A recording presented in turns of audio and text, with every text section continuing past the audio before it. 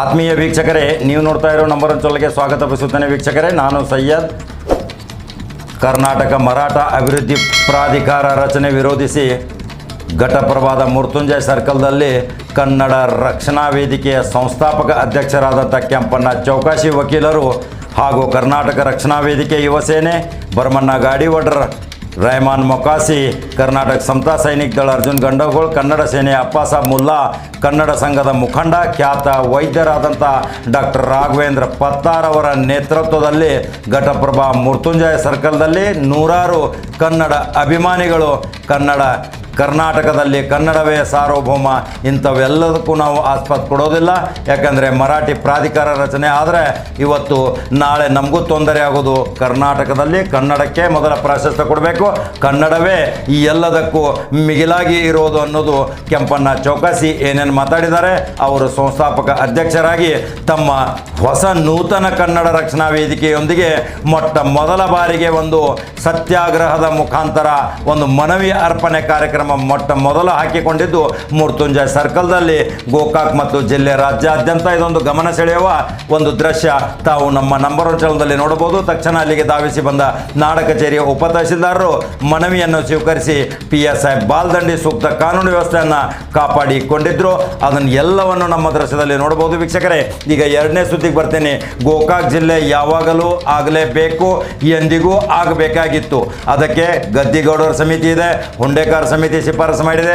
ಇವೆಲ್ಲವನ್ನ ನೋಡಿದರೆ ಗೋಕಾಕ್ ತಾಲೂಕು ಹೋರಾಟಕ್ಕಾಗಿ ನ್ಯಾಯವಾದಿಗಳ ನೇತೃತ್ವದಲ್ಲಿ ಎಲ್ಲವನ್ನ ನಾವು ಒಂದು ಸಾಮಾನ್ಯ ಕಾರ್ಯಕರ್ತನಾಗಿ ಸಪೋರ್ಟ್ ಮಾಡ್ತೀವಿ. ಎಲ್ಲರೂ ಕೂಡಿ ಗೋಕಾಕ್ ಜಿಲ್ಲೆ ಮಾಡಲೇಬೇಕು. ಸಚಿವರಾದ ರಮೇಶ್ ಜಾರಕಿಹೊಳಿ ಅವರ ಮೇಲೆ ತೀವ್ರ ಒತ್ತಡ ತಂದು ಇದನ್ನು ಗೋಕಾಕ್ ಜಿಲ್ಲೆಯನ್ನಾಗಿ ಮಾಡಬೇಕೆಂದು ಒಂದು ಒತ್ತಡದ ಮುಖಾಂತರ ತೀವ್ರ ಆಕ್ರೋಶ ವ್ಯಕ್ತಪಡಿಸಿದಂಥ ಅಶೋಕ್ ಪೂಜಾರಿ ಏನು ಮಾತಾಡಿದ್ದಾರೆ ನಮ್ಮ ದೃಶ್ಯದಲ್ಲಿ ನೋಡಬಹುದು. ವೀಕ್ಷಕರೇ, ಮತ್ತೆ ಅರಬಟಿಸಿದ ತೇರದಾಳ ಮತಕ್ಷೇತ್ರದ ಮಾಜಿ ಸಚಿವೆ ಉಮಾಶ್ರೀ, ಅಲ್ಲಿರುವ ಶಾಸಕ ಏನು ಮಾಡಿದ್ದಾರೆ. ಇವತ್ತು ಕರ್ನಾಟಕ ರಾಜ್ಯದ ದಂಡವೇ, ಕಾಂಗ್ರೆಸ್ಸಿನ ದಂಡವೇ ಇವತ್ತು ತೇರದಾಳ ಮತಕ್ಷೇತ್ರದಲ್ಲಿ ಠಿಕಾಣ ಹೂಡಿದೆ. ಇದು ರಾಜ್ಯಾದ್ಯಂತ ಕೋಲಾಹಲ ಆದರೂ ಸಹಿತ ಇನ್ನೂ ತಕ್ಷಣ ಅಲ್ಲಿಯ ಶಾಸಕರ ಮೇಲೆ ಯಾವುದೇ ಕ್ರಮ ತೆಗೆದುಕೊಂಡಿಲ್ಲ. ಉಮಾಶ್ರೀ ಏನು ಗುಡುಗಿದ್ದಾರೆ ಅದನ್ನು ನೀವು ನಮ್ಮ ದೃಶ್ಯದಲ್ಲಿ ನೋಡಬಹುದು. ವೀಕ್ಷಕರೇ, ಇನ್ನು ನಾಲ್ಕನೇ ಸುದ್ದಿಯೊಂದಿಗೆ ಬರ್ತೇನೆ. ಬೆಳಗಾವಿ ಜಿಲ್ಲೆಯಲ್ಲಿ ಬಹಳ ಉತ್ಸಾಹಭರಿತವಾಗಿ ಒಂದು ಬೆಳಗಾವಿ ಕರ್ನಾಟಕ ರಾಜ್ಯ ಅಖಿಲ ಭಾರತ ಕಾರ್ಯಕಾರಿಣಿ BJPಯ ಮಂಡಳಿಯ ಸಭೆ ಕಳೆದ 2 ದಿನದಿಂದ ನಡೀತಾ ಇದೆ. ಇವತ್ತು ಮುಖ್ಯಮಂತ್ರಿಯೂ ಸಹಿತ ಅಲ್ಲಿ ಭಾಗವಹಿಸಿದ್ದಾರೆ. ಇದನ್ನು ಅಚ್ಚುಕಟ್ಟಾಗಿ ನೆರವೇರಿಸಿ ಕರ್ನಾಟಕ ಮತ್ತು ದೇಶಕ್ಕೆ BJPಯ ಹೈಕಮಾಂಡಕ್ಕೆ ಪ್ರೀತಿ ಪ್ರಶಂಸೆಗೆ ಪಾತ್ರರಾದ ರಮೇಶ್ ಜಾರಕಿಹೊಳಿ ಅವರು ಏನು ಮಾತಾಡಿದ್ದಾರೆ ಅದನ್ನು ಸಹಿತ ನೋಡಬಹುದು. ಇದೊಂದು ಅಚ್ಚುಕಟ್ಟಾದ ಕಾರ್ಯಕ್ರಮ ಆಗಿತ್ತು. ಇಂಥ ಕಾರ್ಯಕ್ರಮದಿಂದ ಮತ್ತೆ BJP ಗ್ರಾಮ ಪಂಚಾಯಿತಿ ಚುನಾವಣೆ ಗೆಲ್ಲುವತ್ತ ದಾಪುಗಾಲು ಹಾಕ್ತಾ ಇದೆ. ಇದಕ್ಕೆ ಕಾರ್ಯಕರ್ತರು ಒಕ್ಕಟ್ಟಾಗಬೇಕನ್ನೋದೇ ರಮೇಶ್ ಜಾರಕಿಹೊಳಿ ಅವರು ಹೇಳಿದ್ದಾರೆ. ಅದನ್ನು ಸಂಪೂರ್ಣ ಕ್ಷಣದ ಚಿತ್ರಗಳನ್ನು ಶೋಭಾ ಕರಂದ್ಲಾಜೆ ಜೊತೆ ಲಕ್ಷ್ಮಣ್ ಸವದಿ ಅವರಿದ್ದಾರೆ, ಅಮರ್ ಶಿವ್ ಪಾಟೀಲ್ ಇದ್ದಾರೆ, ಮಹಾಂತೇಶ್ ಕವಟಗಿಮಠ ಇದ್ದಾರೆ.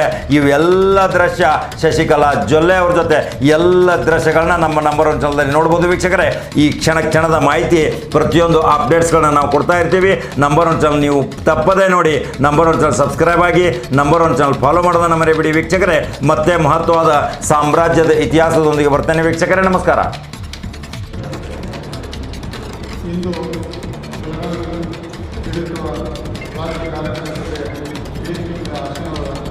ರಾಜ್ಯ BJP ಸಕ್ರಿಯ ವಿಸ್ತರಣೆ ರಾಜ್ಯಾಧ್ಯಕ್ಷರಾದ ಹಾಗೂ ಮಂಗಳೂರು ಲೋಕಸಭಾ ಸದಸ್ಯರಾದ ಸನ್ಮಾನ್ಯ ಶ್ರೀ ಸ್ವಾಗತ. ಈ ಕಾರ್ಯಕ್ರಮದ ಉದ್ಘಾಟನೆಗೆ ಆಗಲಿರುವ ಅಭಿವೃದ್ಧಿ ರೈತರ ಕಣ್ಮಣಿ ರಾಜ್ಯದ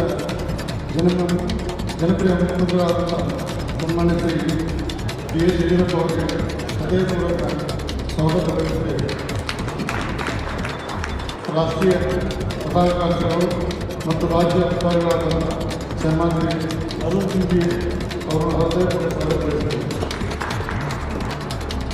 ರಾಷ್ಟ್ರೀಯ ಪದಾಧಿಕಾರಿ ಸನ್ಮಾನ್ಯ ಶ್ರೀ ಟಿ ರವಿ ಅವರಿಗೆ ಹೃದಯಪೂರ್ವಕ ಸ್ವಾಗತ ಬಯಸುತ್ತೇವೆ.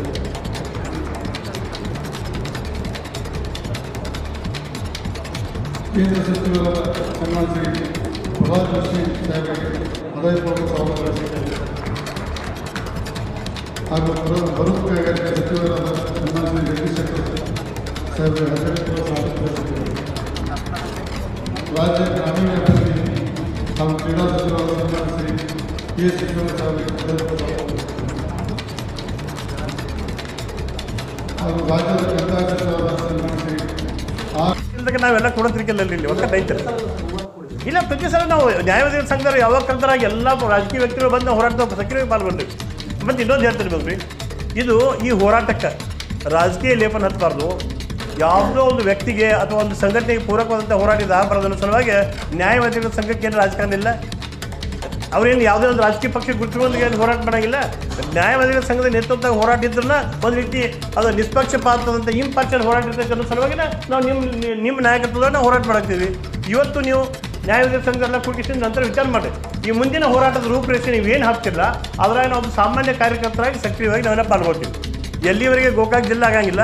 ಬಹುಶಃ ಈ ಹೋರಾಟ ಅನಿವಾರ್ಯ ಬಂದ್ರೆ ನಾವು ಉಗ್ರ ಸ್ವರೂಪಕ್ಕೆ ಒಯ್ಯಬೇಕಾಗೈತಿ. ಎಲ್ಲಿ ಮಠ ನಾವು ಈ ಹೋರಾಟಗಳು ಉಗ್ರ ಸ್ವರೂಪಕ್ಕೆ ಒಯ್ಯಂಗಿಲ್ಲ ಅಲ್ಲಿ ಮಠ ಸರ್ಕಾರ ಕಣ್ಣು ತೆಗಿಯಂಗಿಲ್ಲ. ಯಾಕಂದ್ರೆ ನಾವು ನೋಡಿದ್ವು ಉಗ್ರ ಸ್ವರೂಪಕ್ಕೆ ಹೋದಾಗ ಗದಗ ಜಿಲ್ಲಾ ಆಯ್ತು, ಒಬ್ಬ ಶಾಸಕರಿಗೆ ಕ್ಷಣದಲ್ಲಿದ್ದರೆ ಇವತ್ತು ವಿಜಯನಗರ ಜಿಲ್ಲಾ ಆಯ್ತು. ಅಂಥ ಒಂದು ರಾಜಕೀಯ ಇಚ್ಛಾಶಕ್ತಿಯ ಕೊರತೆ ನಮ್ಮಲ್ಲಿ ಎದ್ದು ಕಾಣ್ತೈತೆ ಅಂತೇಳಿ ನಾವು ಒಪ್ಕೋಬೇಕಾಗೈತೆ. ಅದಕ್ಕೆ ಆದರೆ ಒಪ್ಕೊಂಡಿರೋದ್ರೆ ನಾವು ಆತ್ಮವಂಚನೆ ಮಾಡ್ಕೊಂಡಾಗೈತೆ. ಅದಕ್ಕೆ ಯಾರು ಆ ರಾಜಕೀಯ ಇಚ್ಛಾಶಕ್ತಿ ಪ್ರಕಟ ಮಾಡಬೇಕಾಗಿದೆ ಅವ್ರು ಮಾಡಬೇಕು. ನಮ್ಮ ಕೆಲಸ ಏನು, ಎಲ್ಲಿ ಮಠ ಹೋರಾಟ ಮಾಡುವಂಥ ವ್ಯವಸ್ಥೆ ಉಳಿತೈತಿ ಅಲ್ಲಿ ಮಠ ನಾವು ಹೋರಾಟ ಮಾಡಬೇಕು. ಸರ್ಕಾರ ಕಣ್ಣು ತೆಗೆಸಬೇಕು, ಸರ್ಕಾರ ಮೇಲೆ ಒತ್ತಡ ತರಬೇಕು. ನಿಮ್ಮ ನೇತೃತ್ವ ನ್ಯಾಯವಾದಿಗಳ ಸಂಘದ ನೇತೃತ್ವವಾಗಿ ನೀವೇನು ಹೋರಾಟ ಮಾಡ್ತೀರಿ ಅದ್ರಾಗ ನಾವು ಇಡೀ ಎಲ್ಲರೂ ಸಹಿತ ಸಕ್ರಿಯವಾಗಿ ಸಾಮಾನ್ಯ ಕಾರ್ಯಕರ್ತರಾಗಿ ಪಾಲ್ಗೊಳ್ತೀವಿ. ಆ ಹೋರಾಟಕ್ಕೆ ಒಂದು ಯಶಸ್ಸು ಸಿಗಲಿ, ಗೋಕಾಕ್ ಜಿಲ್ಲಾ ಅಧಿಕೃತವಾಗಿ ಘೋಷಣೆ ಆಗೇ ತಿರ್ಲಿ ಅನ್ನುವಂಥ ಒಂದು ಭಾವನೆಯಿಂದ ನಿಮ್ಮ ಹೋರಾಟ ಜಾರಿ ಇರಲಿ. ನಿಮ್ಮ ಸಂಪೂರ್ಣ ಸಹಕಾರ ಇದೆ. ನೀವೆಲ್ಲ ಕೂಡ ಏನು ತೀರ್ಮಾನ ತಗೋತೀರಿ ಅದಕ್ಕೆ ಪೂರಕವಾಗಿ ನಮ್ಮ ಹೋರಾಟದ ನಡೆ ಇರ್ತದೆ ಅನ್ನೋಂಥ ಮಾತನ್ನು ಮತ್ತೊಮ್ಮೆ ಇಲ್ಲಿ ಹೇಳಿ ಬಹುಶಃ ಮಾಧ್ಯಮದವರಿಗೆ ನಾನು ಮತ್ತೊಮ್ಮೆ ಕೃತಜ್ಞತೆ ಸಲ್ಲಿಸ್ತೀನಿ. ಯಾಕಂದರೆ ನೀವು ಈ ಹೋರಾಟ ಜೀವಂತಿಟ್ಟವರು ಮುಂದಿನ ಜನ್ಮಾಂತರಗಳು ಸಹಿತ ನಿಮ್ಮ ಸಂಪೂರ್ಣ ಸಹಕಾರ ಈ ಒಂದು ವಿಷಯ ಪೂರಕವಾಗಿ ಇರಲಿ ಅಂತೇಳಿ ಮತ್ತೊಮ್ಮೆ ನೀವು ಕೇಳಿಕೊಂಡು ನಾನು ಮಾತು ಯಾರು ಕೂಗ್ಬೇಡಿ. ಒಂದು ನಿಮಿಷ. ದಿನಾಂಕ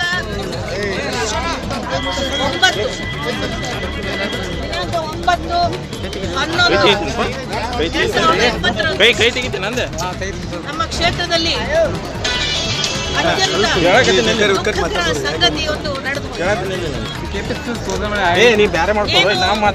ಬಿಜೆಪಿ ಪಕ್ಷದ ಶಾಸಕರಾದಂಥ ಶ್ರೀಯುತ ಸಿದ್ದು ಸವದಿಯವರು ಮತ್ತು ಅವರ ಮುಖಂಡರು ಪುರಸಭೆಯ ಅಧ್ಯಕ್ಷ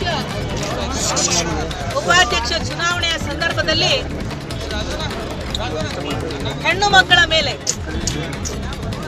ದೌರ್ಜನ್ಯವನ್ನು ಮಾಡಿ ಅವರ ಜನಪ್ರತಿನಿಧಿಯಾದಂಥ ಹೆಣ್ಣು ಮಕ್ಕಳ ಹಕ್ಕುಗಳನ್ನು ಮೊಟಕುಗೊಳಿಸಿ ಒಳ ಹೋಗಿ ಚುನಾವಣೆಯಲ್ಲಿ ಭಾಗಿಯಾಗಲಿಕ್ಕೆ ಆಗದ ಹಾಗೆ ತಡೆ ಹಿಡಿದದ್ದು.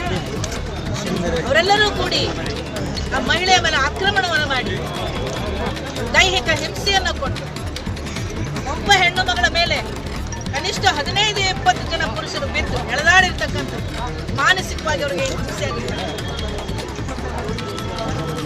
ಅವರು ಬರ್ತಕ್ಕಂಥ ಆ ಒಂದು ಸಂದರ್ಭದಲ್ಲಿ ಅದಕ್ಕೆ ಮುಂಚೆನೆ ಬೆಳಿಗ್ಗೆನೆ ನಮಗೆ ರಕ್ಷಣೆ ಬೇಕು, ನಮಗೆ ಯಾವುದೋ ರೀತಿಯ ಆತಂಕಗಳಿದೆ ಅಂತಕ್ಕಂಥದ್ದನ್ನು ಹೇಳಿ ಪೊಲೀಸರಿಗೆ ಒಂದು ಮನವಿಯನ್ನು ಕೊಟ್ಟಿರ್ತಾರೆ, ರಕ್ಷಣೆ ಕೊಡ್ರಿ ಅಂತ. ಅವರಿಗೆ ರಕ್ಷಣೆಯನ್ನು ಕೊಡಲಿಲ್ಲ. ಆ ರಕ್ಷಣೆಯನ್ನು ಕೊಡದೆ ಹೋಗಿದ್ದಕ್ಕಾಗಿ ಇಂತಹ ಪ್ರಸಂಗ ನಡೀತು. ಇದು ಪೊಲೀಸರು ಕೂಡ ಕರ್ತವ್ಯ ಚ್ಯುತಿಯನ್ನು ಮಾಡಿದರೆ ಸರ್ಕಾರದ ಮುಖವಾಣಿಯಾಗಿ ಅವರು ನಡ್ಕೊಂಡಿದ್ದಾರೆ ಅಂತಕ್ಕಂಥದ್ದು ನಮ್ಮ ಒಂದು ಆರೋಪ. ಜೊತೆಗೆ ಚುನಾವಣೆಯ ಸಂದರ್ಭದಲ್ಲಿ ಆವರಣದಲ್ಲಿ 100 ಮೀಟರ್ ದೂರದಲ್ಲಿ ಯಾರೂ ಕೂಡ ಇರಬಾರ್ದು. ಪೊಲೀಸ್ನವ್ರು ಏನು ಮಾಡ್ತಿದ್ರು ಅಷ್ಟು ದೊಡ್ಡ ತನಿಖೆ ಆಗೋವರೆಗೂ ಆ ಹೆಣ್ಮಕ್ಳು ಬರ್ತಕ್ಕಂಥ ಸಂದರ್ಭದಲ್ಲಿ ಆವರಣದ ಒಳಗೆ ಅಷ್ಟೊಂದು ಜನ ಗಂಡಸರು ಹೇಗೆ ಜಮಾಯಿಸಿದ್ರು? ಯಾಕೆ ಪೊಲೀಸರು ಕಣ್ಣು ಮುಚ್ಕೊಂಡು ಕುಳಿತಿದ್ರು? ಯಾಕೆ ಈ ಪ್ರಕರಣಕ್ಕೆ ಅವರು ಸಾಕ್ಷಿಭೂತರಾದರು? ಇವೆಲ್ಲವೂ ಕೂಡ ಪ್ರಶ್ನೆ ಆಗಿತ್ತು. ಇದೆಲ್ಲ ಆದ ನಂತರ ಅವರು ಯಾವುದೇ ರೀತಿಯ ದೂರನ್ನು ಕೂಡ ದಾಖಲಿಸಿಲ್ಲ ಅಂತಂದರೆ ಅವ್ರಿಗೆ ಯಾವ ಒತ್ತಡ ಇದೆ? ಯಾಕೆ ದಾಖಲಿಸಿಲ್ಲ? ಅನೇಕ ಕಲಂಗಳ ಅಡಿಯಲ್ಲಿ ಮಹಿಳಾ ದೌರ್ಜನ್ಯ ಇರ್ಬೋದು, ಚಾಂದಿನಿ ನಾಯಕ್ ಅಂತ ಒಬ್ಬ ದಲಿತ ಹೆಣ್ಣು ಮಗಳ ಮೇಲೆ ದೌರ್ಜನ್ಯ ಮಾಡಿರ್ತಕ್ಕಂಥ ಅಟ್ರಾಸಿಟಿ ಕೇಸ್ ಇರ್ಬೋದು, ಗಲಭೆಗಳ ಮೂಲಕ ಹಾಕ್ತಕ್ಕಂಥ ಕೇಸ್ಗಳಿರ್ಬೋದು. ಯಾವುದೇ ಕಲಂಗಳನ್ನು ಉಪಯೋಗಿಸದೆ ಸ್ವಯಂ ದೂರನ್ನು ದಾಖಲಿಸದೆ ಸ್ವಯಂ ಕೇಸ್ಗಳನ್ನು ಮಾಡದೆ ಪೊಲೀಸ್ನವರು ಇದ್ರು ಅಂತ ಹೇಳಿದ್ರೆ ಅವ್ರಿಗೆ ಯಾವುದು ಒತ್ತಡಗಳಿದೆ ಅಂತ ಜನತೆಗೆ ಗೊತ್ತಾಗಬೇಕು. ಜೊತೆಗೆ ಚಾಂದಿನಿ ನಾಯಕ್ ಅವರು ತದನಂತರದಲ್ಲಿ ಗರ್ಭಿಣಿಯಾಗಿದ್ದಂಥ 3 ತಿಂಗಳ ಗರ್ಭಿಣಿಯಾಗಿದ್ದಂಥ ಆ ಆಘಾತಕ್ಕೆ ಗರ್ಭಪಾತ ಆಗಿದೆ ಅಂತಕ್ಕಂಥದ್ದು ಕೂಡ ನಾವು ಕಂಡುಕೊಂಡಿದ್ದೀವಿ. ಅಂದರೆ ದಾಖಲೆಗಳು ಹೇಳುತ್ತೆ ಅವರು ಪ್ರೆಗ್ನೆಂಟ್ ಇದ್ರು. ಆದ್ದರಿಂದ ಈ ಎಲ್ಲ ಒಂಥರ ಹಿಂಸಾತ್ಮಕ ಕೃತ್ಯವನ್ನು ನಾವು ಖಂಡಿಸಿ ಮಹಿಳೆಯರು ಸಾಕಷ್ಟು ಜನಗಳಲ್ಲಿ ಸೇರಿದ್ದೇವೆ, ಪುರುಷರು ಸೇರಿದ್ದೇವೆ, ಪಕ್ಷದ ಮುಖಂಡರುಗಳು, ಜಿಲ್ಲಾ ಮುಖಂಡರುಗಳು, ರಾಜ್ಯ ಮುಖಂಡರುಗಳು, ಎಲ್ಲ ನಮ್ಮ ಶಾಸಕರು, ಮಾಜಿ ಸಚಿವರುಗಳು, ಮಾಜಿ ಶಾಸಕರುಗಳು, ಜಿಲ್ಲೆಯ ಪದಾಧಿಕಾರಿಗಳು ಎಲ್ಲರೂ ಸಹ ಇವತ್ತು ಭಾಗಿಯಾಗಿದ್ದೇವೆ. ಇದು ರಾಜ್ಯಾದ್ಯಂತ ದೊಡ್ಡ ಒಂದು ಇಂಥ ವಿಪರ್ಯಾಸವನ್ನು ಖಂಡಿಸ್ತಕ್ಕಂತಹ ಕೆಲಸವನ್ನು ಇವತ್ತು ನಾವು ಮಾಡ್ತಾ ಇದ್ದೇವೆ. ಇವತ್ತು ನಮ್ಮ DK ಶಿವಕುಮಾರ್ ಜಿ ಅವರು, ನಮ್ಮ ಕಾಂಗ್ರೆಸ್ ಪಕ್ಷದ ಅಧ್ಯಕ್ಷರು, ಮತ್ತೆ ವಿರೋಧ ಪಕ್ಷದ ನಾಯಕರಾದಂಥ ಶ್ರೀಯುತ ಸಿದ್ದರಾಮಯ್ಯನವರು ಹಾಗೂ ಸತೀಶ್ ಜಾರಕಿಹೊಳಿ ಹಾಗೂ ನಮ್ಮ ವಿರೋಧ ಪಕ್ಷದ ನಾಯಕರಾದ SR ಪಾಟೀಲ್ ಜಿ ಇವರೆಲ್ಲರ ನೇತೃತ್ವ, ವಿಶೇಷವಾಗಿ ನಮ್ಮ ಬಾಗಲಕೋಟೆ ಜಿಲ್ಲೆ ಅಧ್ಯಕ್ಷರಾದಂಥ ನಮ್ಮ ನಂಜನಮಠ ಸಾಹೇಬರು ಹಾಗೂ ನಮ್ಮ ಜನರಲ್ ಸೆಕ್ರೆಟರಿ ಆಗಿರ್ತಕ್ಕಂಥ ನಮ್ಮ ಪಾರಸ್ಮಲ್ ಜೈನ್ ಅವರು ಹಾಗೂ ನಮ್ಮೆಲ್ಲ ನಾಯಕರುಗಳು, ನಮ್ಮ ಕ್ಷೇತ್ರದ ಎಲ್ಲ ನಾಯಕರುಗಳು ಒಡಗೂಡಿಯಲ್ಲಿ ಎಲ್ಲರೂ ಸಹ ಖಂಡಿಸೋದಕ್ಕೆ ಸಾಕಷ್ಟು ಪರಿಶ್ರಮವನ್ನು ಪಟ್ಟು ಮಾಡ್ತಾ ಇದ್ದೇವೆ. ಇದು ಸಕ್ಸಸ್ ಆಗತ್ತೆ ಮತ್ತು ಅವರಿಗೆ ಸರಿಯಾದ ಪಾಠವನ್ನು ಮುಂದಿನ ದಿನಗಳಲ್ಲಿ ಜನ ಕಲಿಸ್ತಾರೆ ಅಂತಕ್ಕಂಥದ್ದನ್ನ ನಾನು ಈ ಸಂದರ್ಭದಲ್ಲಿ ವೆಲ್ಕಮ್ ಸರ್, ಈ ಸಂದರ್ಭದಲ್ಲಿ ಹೇಳಲಿಕ್ಕೆ ಇಚ್ಛೆ ಪಡ್ತೇನೆ. ಈಗ ನಮ್ಮ ನಾಯಕರು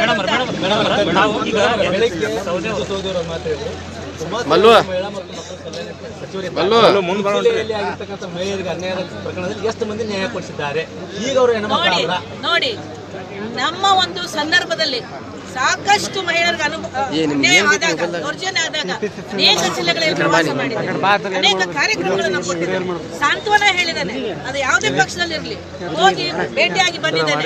ಇವತ್ತು ಮಹಿಳಾ ಮಂತ್ರಿಗಳು ಏನು ಮಾಡ್ತಾ ಇದ್ದಾರೆ, ಎಲ್ಲಿದ್ದಾರೆ ಅವರು? ಯಾವುದೇ ಪಕ್ಷದಲ್ಲಿ ಇರಲಿ ನೋಡಿದ್ದಾರೆ ಅಂದಾಗ ಅವ್ರ ಮನೆ ಬಾಗಿಲಿಗೆ ಬಂದ್ರ ಅಥವಾ ಯಡಿಯೂರಪ್ಪ ಮುಖ್ಯಮಂತ್ರಿಗಳ ಬಗ್ಗೆ ಗೌರವ ಇದೆ, ಅವ್ರ ಹತ್ರ ಹೋಗಿ ಏನಾದ್ರು ಪ್ರಸ್ತಾಪ ಮಾಡಿದ್ರ, ಇವರು ಸೌದಿ ಅವರ ಬಗ್ಗೆ ದೂರುಗಳನ್ನ ಕೊಟ್ರ, ಮಹಿಳಾ ಆಯೋಗ ಏನ್ ಮಾಡ್ತಾ ಇದೆ, SC ಆಯೋಗ ಏನ್ ಮಾಡ್ತಾ ಇದೆ, ಮಾನವ ಹಕ್ಕುಗಳ ಆಯೋಗ ಏನ್ ಮಾಡ್ತಾ ಇದೆ? ಸೊ ಎಲ್ಲ ಅವರ ಮೂಗಿನ ಕೆಳಗೆ ಇರ್ತಕ್ಕಂಥವ್ರು. ಆದ್ರಿಂದ ನಮ್ಗೆ ಅವ್ರ ಮೇಲೆ ಯಾವುದು ನಂಬಿಕೆ ಇಲ್ಲ. ನಾವು ಜನಗಳ ಮುಂದೆ ಹೋಗಿದ್ದೇವೆ, ಪ್ರತಿಭಟನೆ ಮಾಡ್ತೇವೆ ಮತ್ತು ನಮ್ಮ ಹಕ್ಕುಗಳನ್ನ ಮತ್ತು ಮೊಟಕುಗೊಳಿಸಿರ್ತಕ್ಕಂಥದ್ದನ್ನ ಸಂವಿಧಾನ ವಿರೋಧಿ ಕೃತ್ಯವನ್ನ ಸದನದ ಒಳಗೆ ಸದನದ ಹೊರಗೆ ನಮ್ಮ ನಾಯಕರ ನೇತೃತ್ವದಲ್ಲಿ ಎಲ್ಲರೂ ಸಹ ಮಾಡ್ತೇವೆ. ಹೊರಗೆ ನಾವು, ಒಳಗೆ ಅವರು, ಎಲ್ಲರೂ ಮಾಡಿ ಇವರಿಗೆ ಪಾಠವನ್ನು ಕಲಿಸ್ತಕ್ಕಂಥ ರೀತಿಯಲ್ಲಿ ನಾವು ಮಾಡ್ತೇವೆ ಮತ್ತು ಜನರ ಮುಂದಿನದಲ್ಲಿ ಇವರಿಗೆ ಪಾಠವನ್ನು ಕಲಿಸ್ತಾರೆ ಅಂತಕ್ಕಂಥದ್ದು ನನ್ನ ನಂಬಿಕೆ. ನಮ್ಮ ಹೋರಾಟ ಕಾಂಗ್ರೆಸ್ ಹುಟ್ಟಾಕಿರುವಂತ ಹೋರಾಟ ಅವರು ಮುಂದೆ ಈ ರೀತಿ ನೋಡಿ, MLA ಹುಟ್ಟು ಹಾಕಿದ್ದಲ್ಲ, ತಾವು ಅಲ್ಲಿ ನಡ್ಕೊಂಡಿದ್ದನ್ನ ಸಾರ್ವಜನಿಕರು ಕಣ್ಣಾರೆ ನೋಡಿದ್ದಾರೆ. ಒಂದು ಪುರಸಭೆಯ ಕಾಂಪೌಂಡ್ ಬಿಟ್ಟರೆ ರಸ್ತೆ ಒಳಗೆ ಬೇಕಾದಷ್ಟು ಜನ ನೋಡಿದ್ರೆ. ನಾನು ಹುಟ್ಟು ಹಾಕಿದ್ದಲ್ಲ, ನಿಮ್ಮ ತಲೆ ಮೇಲೆ ನಿಮ್ಮ ಕಾಲ ಮೇಲೆ ನೀವೇ ಚೆಲ್ಕೊಂಡಿದ್ದೀರಿ. ಅದನ್ನ ನಾವು ಹೇಳಬೇಕಾಗುತ್ತೆ, ಖಂಡಿಸಬೇಕಾಗತ್ತೆ. ನನ್ನ ರಾಜಕೀಯದ, ನನ್ನ ಪಕ್ಷದ ಒಬ್ಬ ಮಹಿಳಾ ನಾಯಕಿಯಾಗಿಯೋ ಅಥವಾ ನಾನು ಮಾಜಿ ಸಚಿವೆಯಾಗಿಯೋ ಇದು ನನ್ನ ಕರ್ತವ್ಯ. ಜನಗಳ ಧ್ವನಿಯಾಗೋದು ನನ್ನ ಕರ್ತವ್ಯ. ನಾನು ಆಗಿದ್ದೀನಿ. ಅದು ಒಬ್ಬ ಜನಪ್ರತಿನಿಧಿಗಳಾಗಿ ಅವ್ರು ಅರ್ಥ ಮಾಡ್ಕೋಬೇಕು ಅಂತಕ್ಕಂಥ ನಾನು ಹೇಳಕ್ ಇಚ್ಛೆ ಪಡ್ತೀನಿ. ನಮ್ಮ ನಾಯಕರು ಇವತ್ತು ಒಂದೆರಡು ಮಾತುಗಳನ್ನ ತಮ್ಮನ್ನು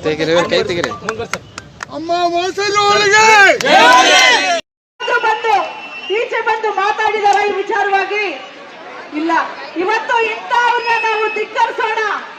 ನೀವೆಲ್ಲರೂ ಕೂಡ ಈ ಬಿಜೆಪಿಯವರ ವಿರುದ್ಧ ಇವತ್ತು ಊದಿದ ಕಹಳೆ ಇದು ವಿಧಾನಸೌಧವನ್ನ ಮುಟ್ಟಬೇಕು. ಇದು ವಿಧಾನಸೌಧವನ್ನ ಮುಟ್ಟತಕ್ಕಂಥ ಕಹಳೆ ಆಗ್ಬೇಕು. ಮುಂದಿನ ಸದನದಲ್ಲಿ ನಮ್ಮ ನಾಯಕರುಗಳು ಇದ್ರ ಬಗ್ಗೆ ಚರ್ಚೆಯನ್ನು ಮಾಡ್ತಾರೆ. ಸದನದ ಒಳಗೆ ನಮ್ಮ ನಾಯಕರು ಇದ್ರ ವಿರುದ್ಧ ಹೋರಾಡ್ತಾರೆ. ಸದನದ ಒಳಗೆ ಅವರು ಹೋರಾಡಿದ್ರೆ ಹೊರಗಡೆ ನಾವು ಹೋರಾಡ್ತೀವಿ. ಇದಕ್ಕೆ ನ್ಯಾಯ ಸಿಗೋವರೆಗೂ ಕೂಡ ನಾವು ಯಾರು ಕೂಡ ಸುಮ್ಮನೆ ಕೂರೋದಿಲ್ಲ. ಹೌದಾ? ಇವತ್ತು ನೀವು ಇಲ್ಲಿ ಕೂಗ್ತಾ ಇರ್ತಕ್ಕಂತಹ ಕೂಗಿದೆಯಲ್ಲ, ಇದು ಯಡಿಯೂರಪ್ಪನ ತಲುಪಬೇಕು. ಯಡಿಯೂರಪ್ಪ ಅವ್ರನ್ನ ತಲುಪಿ ಸದನದಲ್ಲಿ ಇದ್ರ ಬಗ್ಗೆ ಚರ್ಚೆ ಆದಾಗ ಕ್ರಮವನ್ನು ಜರುಗಿಸ್ಬೇಕು ಅವರು. ಇವತ್ತು ಗ್ರಾಮ ಪಂಚಾಯತಿ ಚುನಾವಣೆ ಬರ್ತಾ ಇದೆ. ತಾವೆಲ್ಲರೂ ಕೂಡ ಮಹಿಳೆಯರು ಎಷ್ಟೊಂದು ಜನ ಇದ್ದೀರಿ, ಮಹಿಳೆಯರು ಕೂಡ ಗ್ರಾಮ ಪಂಚಾಯತಿ ಚುನಾವಣೆಯಲ್ಲಿ ನಿಲ್ತೀರಿ. ಇವತ್ತು ಮಹಿಳೆಯರ ರಕ್ಷಣೆ ಕಾಂಗ್ರೆಸ್ ಪಕ್ಷದ ಕರ್ತವ್ಯ, ನಿಮ್ಮೆಲ್ಲರ ಕರ್ತವ್ಯ ಆಗ್ಬೇಕು. ಮಹಿಳೆಯರು ಅಂದ್ರೆ ನಮ್ಮ ದೇಶದ ಆಸ್ತಿ. ಈ ದೇಶದ ಒಂದು ಶಕ್ತಿ ಮಹಿಳಾ ಶಕ್ತಿ. ಮಹಿಳಾ ರಕ್ಷಣೆ ನಮ್ಮೆಲ್ಲರ ಹೊಣೆ ಆಗ್ಲಿ. ತಾವೆಲ್ಲರೂ ಕೂಡ ಇವತ್ತು ಇಷ್ಟೊಂದು ಜನ ಬಂದು ಸೇರಿದ್ದೀರಾ. ನಿಮ್ಮೆಲ್ಲರಿಗೂ ನಾನು ನಮ್ಮೆಲ್ಲರ ಪರವಾಗಿ ಧನ್ಯವಾದಗಳನ್ನು ಅರ್ಪಿಸ್ತಾ, ಇನ್ನೇನು ಹಲವಾರು ನಾಯಕರು ಬರ್ತಾ ಇದ್ದಾರೆ ನಿಮ್ಮನ್ನ ಉದ್ದೇಶಿಸಿ ಮಾತನಾಡಕ್ಕೆ. ತಾವೆಲ್ಲರೂ ಕೂಡ ಇವತ್ತು ಶುರು ಮಾಡಿರ್ತಕ್ಕಂಥ ಈ ಯುದ್ಧವನ್ನ ನಾವು ಮುಂದುವರಿಸಿಕೊಂಡು ಹೋಗೋಣ ಅಂತಕ್ಕಂಥ ಮಾತನ್ನ ಹೇಳಿ ನಾನು ಅವಕಾಶಕ್ಕಾಗಿ ವಂದಿಸಿ ನನ್ನ 2 ಮಾತುಗಳನ್ನ ಮುಗಿಸ್ತಾ ಇದ್ದೇನೆ. ಜೈ ಹಿಂದ್, ಜೈ ಕರ್ನಾಟಕ, ಜೈ